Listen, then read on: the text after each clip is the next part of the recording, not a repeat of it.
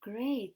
Hi there. So I'm checking in from quite a rainy southwest London, and there's something about this kind of weather, the cloudiness, that makes me want to retreat and withdraw and go back in. It makes me think of how the winter months are a bit cloudier, a bit darker, and how we tend to want to perhaps hibernate and stay indoors. So, wherever you might be in the world and whatever the season is outside, welcome. This is part four of a four-part mini series where I have been sharing how the seasons can, can be a very useful framework to help us get better sleep and rest. A lot of us are struggling with sleep, especially now during these very stressful times. And so, if you haven't yet watched the other videos, they're all about 10 minutes or less, and we look at spring, summer, and autumn, especially autumn, as a lead up into the moment when you actually climb into bed and want to put your head on the pillow and fall asleep. Because getting a good night's rest is not just about the time that you spend in bed sleeping, it's about how you start your day, how you approach rest, and certainly how you put the brakes on in order to slow down. But let's assume that you've done your bit for spring and summer and autumn, and now you're at that moment where you're getting into bed. Considering that we spend about a third of our lives sleeping and in our bedrooms and in bed, my question to you is it really a place that feels sacred and embodies a sense of rest and rejuvenation and a break away from the world? Because in the season of winter, where animals and nature tends to hibernate, you're going to this place to hibernate, right? So you've got to feel safe and comfortable. So think of your sleep environment, where it is that you sleep. Do you feel restful about it? Are you drawn to it? If it were a loved one or maybe a lover, how would you treat it? Would you maybe soften the lighting? Would you add different types of material or linen? Would you maybe declutter it or clean it a bit? It's quite a personal thing, but important to think about. What we know too is if you want to sleep well, it's a good idea to have a dark room and quite a cool temperature. So if you happen to have your heating on for whatever reason, is don't let it get too stuffy, and maybe leave a window open if it's not too noisy to allow some fresh air, and have a heavier blanket on you if you need that to stay warm. And then definitely, if possible, leave your digital devices outside the bedroom. You definitely don't want, I've got my smartphone close by just in case somebody tells me that they can't hear me, or, I have a message about this live. But you ideally don't want these charging next to you. And if they are for whatever reason, is put it on flight mode or switch off the Wi-Fi. And if you do find that you wake up at night, maybe at 2 a.m., and your mind can start to maybe race if you don't fall back asleep, the last thing I want you to do is to ever look at the time. Trust me on this. If you see the time, you may trigger the warrior in you and start calculating, oh, I've only got 4.5 hours until I wake up again. And then you can lie and toss and turn, and you know how that little monkey mind can become a big fat gorilla. And before you know it, I don't know, you check the time again, and then it's 3:15, and then it's like at 3:45, and it can take you down a downward spiral of feeling quite stressed and anxious. So no visible clocks or times in the room, and that's why having a device next to you is not the greatest thing. If you do wake up at night, this is a time when hopefully in the day, so if you watch the video on summer, part two of the series, I speak about how we need to pepper our day and sprinkle it with little periods of rest. Maybe a mindful minute mid-morning when you have a cup of tea, maybe 5 or 10 minutes to stop and actually rest while you eat lunch. If you practice resting, allowing your mind to switch off and not be always stimulated and engaged with work, it's like you're an athlete preparing for a big event. And the big event is surrendering to sleep, right? Sleep is not about checking out of the world. It's more about checking in with your subconscious, with your soul. I'll talk about dreams in a moment. But certainly we know that humans would die very quickly without sleep. We need sleep to be able to show up at our best. So sleep should not be something that, oh, it happens to keep me alive in the day, but rather it could actually, maybe we're awake in the day so that we can sleep. How's that for a paradigm shift? So when you are in bed and you've fallen asleep, if you happen to wake up at 1 or 2 or 3 a.m.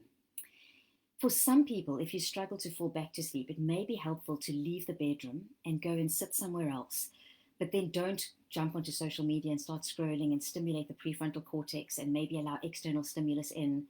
Rather than read a book, have a cup of tea, and then once again, if you've practiced mindful minutes, or if you have a mindfulness practice, or if you've engaged with meditations like body scan relaxation or yoga nidra. Yoga nidra is a wonderful form of, it can be misleading. It's not a form of yoga per se, so you won't be doing salute the sun and downward dog and pigeon pose. What you do is you lie in shavasana, which is the yoga posture, or sometimes called corpse pose. A bit morbid, right? Although I think it's the Dalai Lama that said sleep is a practice for death. But let's not go that far tonight. Let's keep it a little bit lighter. But you would lie in that shavasana pose where you lie on your back, your feet are and legs are slightly apart, your hands, your arms are extended slightly away from your body with your palms facing up. And then Yoga Nidra takes you through relaxing all the different body parts. Now, if you've practiced this in the day, and you can use apps like I use Insight Timer, and there's many other relaxation apps that can guide you through these different types of relaxation techniques.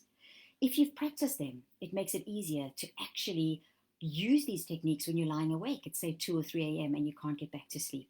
So that's a really important point is practice. You won't default to something you don't have. You won't have the muscle memory. So this is why it can be very important to have a mindfulness practice. Because what you practice in the day, it'll benefit you. We know that without a doubt. It helps with neurogenesis in your brain. It helps you reduce the cortisol and the impact of stress. It can help you stay clear-minded, can help you regulate your emotions. So loads of benefits to actually do 5, 10, 15, maybe 20 minutes of mindfulness or meditation in the day. But my gosh, you can then harness that muscle memory, so to speak, when you're lying awake at night, or if you're struggling to fall asleep. So thank you, Heidi, for the comment that you've just said that this is a great insight. If this is the one thing you take and practice, fantastic. And then another reason why sleep is so important and potentially exciting is the fact that we dream.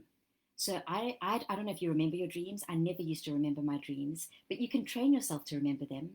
And according to, I'm not a dream expert, but I'm very interested in the topic of dreams. So much so that today, myself and my colleague and good friend Sharon Urlafi, we hosted the last Resilience Cafe. So since lockdown started, we've hosted, I think, 15 Resilience Cafes. And today was the last one. And we had a beautiful presentation by a guest speaker, Dr. Dion van Zyl. And he spoke about how to understand your night dreams and why it's important. I will share a link to the recording because it was hugely insightful. I mean, I know dreams are important. I do believe that they are the language of the soul, that the subconscious speaks to us. We know, for instance, or you may not know, I learned recently that through dreams, things like the benzene molecule structure was discovered, the start of the sewing machine, the song Yesterday, the periodic table was created in a dream. So dreams can give us remarkable insights. And we can't survive without them. So whether you remember your dreams or not, you are likely dreaming about 90 minutes a night. So one way to embrace sleep at night is to have an appreciation for dreams. So just like I spoke about maybe having a gratitude journal in the morning when you wake up, and that can help you cultivate the season of spring, which helps you extend the time between waking and when you allow the external world in, and so you start to trigger the stress response and hyperarousal. So too in the morning, what if you wrote down what you remember about your dreams? You could perhaps, as I have, I've seen a dream coach who's helped me to understand the meaning of dreams. And you can certainly, if you watch the presentation by Dion van Zyl, you can also then contact him. And there's also a podcast that I mention in the recording called This Jungian Life. So Carl Jung, who was a psychoanalyst who spoke a lot about the meaning of dreams and how important they are. I'm not sure if it was him, but I know Dr. Dion van Zyl today shared an expression that a dream not understood is like a letter that is left unread. So dreams can be really interesting. And what I like about my journey with dreams is it's helped me enjoy sleep. I've personally struggled with insomnia and sleep regularly. And by embracing dreams, it's lightened the grasping I used to have around sleep. And that's the last point I want to share with you tonight, or this morning if you happen to be watching this after the recording, because hopefully you're going to bed. Hi, Rachel. Thank you. I'm planning to do the breath workshop that you did recently after this to help me wind down, because I've been in front of my screen for a long time today.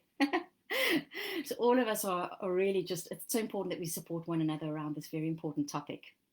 So the last point is, I used to grasp at the idea of sleeping until I listened to a sleep course on the app called Insight Timer. And one of the presenters there, she said, the point of sleep is to rest, right? So if you're lying in bed, you're horizontal, you may be awake, but you're resting. So you're not on social media, you're not answering emails, you don't have ego, you don't have a mask on, you're at your most vulnerable, you're resting. And that's good enough. So don't grasp and hold on to, I've got to fall asleep, I've got to fall asleep. Let it go. Perhaps use a visualization, imagine yourself in your favorite spot in nature. I've got some friends who use the image of lying in a dark black hammock. I like to use the image of lying on the shoreline, and the ocean is like sleep. It might come and carry me away, and it may not. Either way, I'm lying on the shoreline. You could be in a forest. Relax, because you are relaxing, and that's the most important thing. And if you really find that you struggle enormously with sleep, reach out. If you reach out to me, I will find an expert or the right person that potentially will fit with you. And keep in mind that, we've discussed the seasons, spring, summer, autumn, and winter. And just as in nature, the seasons aren't always perfect. Like now, it's the middle of July and it's cloudy and quite cold. And my friend the other day told me that she was wearing thermal socks in the middle of July. So the weather can sometimes be upside down, and so too can your sleep cycle. And that's okay. Stay curious, stay lighthearted, and perhaps just deepen your journey by looking more into the topic of sleep, by buying a book, by listening to podcasts, by speaking to experts, by trying different things. So if you have any questions, be sure to post them beneath this video. I'd love to hear if you found this valuable. If you would like more information on sleep, I'll do another series. I'm thinking of moving on to digital decluttering and detoxing and how that can help us to reduce the impact of stress.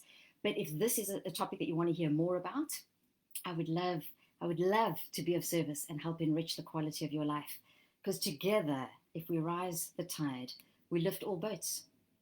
So if it is close to bedtime, may you tune off and switch off and go to sleep, and may you have a beautiful night's rest and some lovely, interesting dreams. A bientôt. Bonne nuit.